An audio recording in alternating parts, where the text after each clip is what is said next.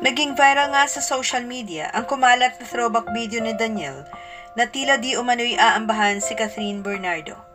Pero bago pong ating balita, huwag pong kakalimutan mag-subscribe sa ating channel at pindutin ang notification bell para lagi po kayo updated sa ating mga balita.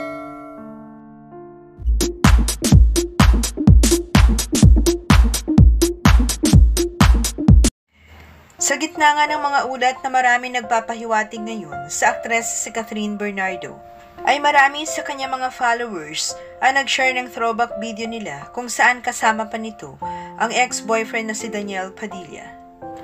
Sa social media nga ay naging usap-usapan ang video ng Kathniel nang dumalo ang dalawa sa ABS-CBN Ball noong 2017. Sa naturang video ay makikita raw na tila inambahan ni Daniel si Catherine Bernardo. Caption ng isang netizen na nag-share ng video, maraming hindi nakapansin nito way back. Nairita siya kay Catherine back in Star Magic Ball 2017. Baka kasi sa suot ni Kat, nakita ang cleavage. Dagdag pa nito, look at his expression in the way na parang susugurin niya si Catherine with his twist. Pinandilata na lang siya ni Kat kasi hindi nararapat ang ugali ng kwago.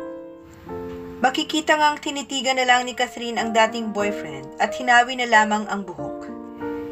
Nabansagan pa nga ng mga netizens si Daniel na walking red flag at sinabing best decision ang ginawa ni Catherine na makipaghiwalay. Kaya't maraming netizens ang napakomento sa naturang video. Sa ating isang netizen, kaya pala iniwanan tong si Daniel ni Catherine, may ugali na hindi maganda.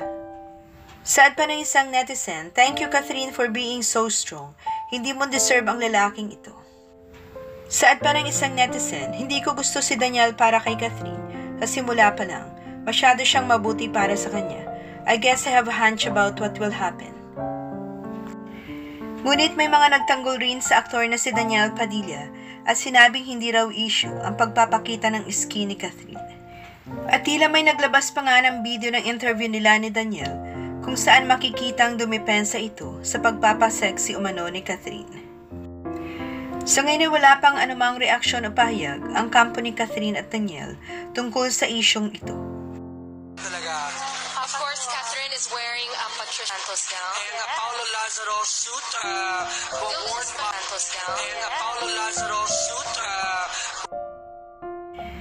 Maraming salamat po sa inyong panunood. Huwag pong kalimutan mag-subscribe para sa iba pang showbiz updates. Kita-kita po tayo sa aking next video. Thank you.